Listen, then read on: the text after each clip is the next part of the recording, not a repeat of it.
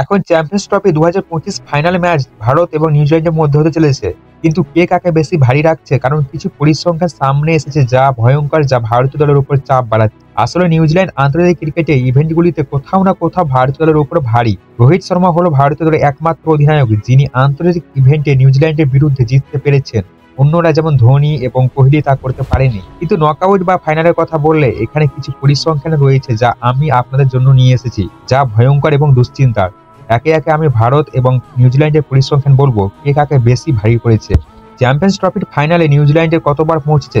দেখুন, নিউজিল্যান্ড এখন পর্যন্ত 3বার পৌঁছেছে। 2000 সালে যেখানে নিউজিল্যান্ড জয়লাভ করেছিল, পরবর্তী 2009 সালে নিউজিল্যান্ডের দল ফাইনালে পৌঁছেছিল, কিন্তু সেখানে সে হারের সম্মুখীন হয়েছিল। এবং এখন 2025 দুবাইয়ের ফাইনাল ম্যাচ নিউজিল্যান্ড ভারত বিরুদ্ধে খেলতে চলেছে।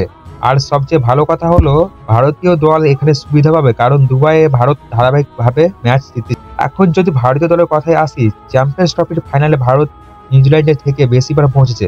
2000 সালের ফাইনাল ভারত হারের সম্মুখীন হয়েছিল যখন নিউজিল্যান্ড তাদের পরাজিত করেছিল। এরপর 2002 সাল ভারত শ্রীলঙ্কার সাথে যৌথ বিজয়ী ছিল। 2013 সালে MS ধোনির অধিনায়কের ভারত ইংল্যান্ডকে ফাইনাল পরাজিত করেছিল। এবং 2017 সালে চ্যাম্পিয়ন্স ট্রফির ফাইনালে পাকিস্তান আমাদের পরাজিত করেছিল। ফলে আমরা অঞ্চল বিজয়ী ছিলাম। এখন 2025 সালে আমরা ফাইনালে পৌঁছেছি।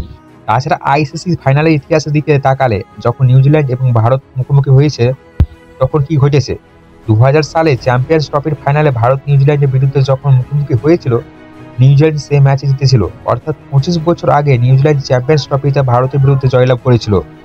এছাড়াও 2021 সালে WTC ফাইনালে যখন নিউজিল্যান্ডের দল ভারতীয় দলের সাথে মুখোমুখি হয়েছিল, তখন ভারতকে সেই ম্যাচে হারাতে হয়েছিল। সুতরাং দেখা যাচ্ছে চ্যাম্পিয়ন্স ট্রফির ইতিহাসে বাংলাদেশ নিয়ে ভারতের সাথে খারাপ, ফাইনালের ইতিহাসও ভারতীয় দলের সঙ্গে খারাপ। এখন দেখা যাক ভারত চমক দেখায় কিনা বা ফাইনালে কিছু গন্ডগোল ঘটে। এই পরিসংখ্যানগুলো অবশ্যই ভয়ঙ্কর, কিন্তু বর্তমানে ভারতীয় দলের রূপ অত্যন্ত দুর্দান্ত। তাহলে আপনার ফাইনালের পূর্বাভাস কি? মন্তব্য করে জানান।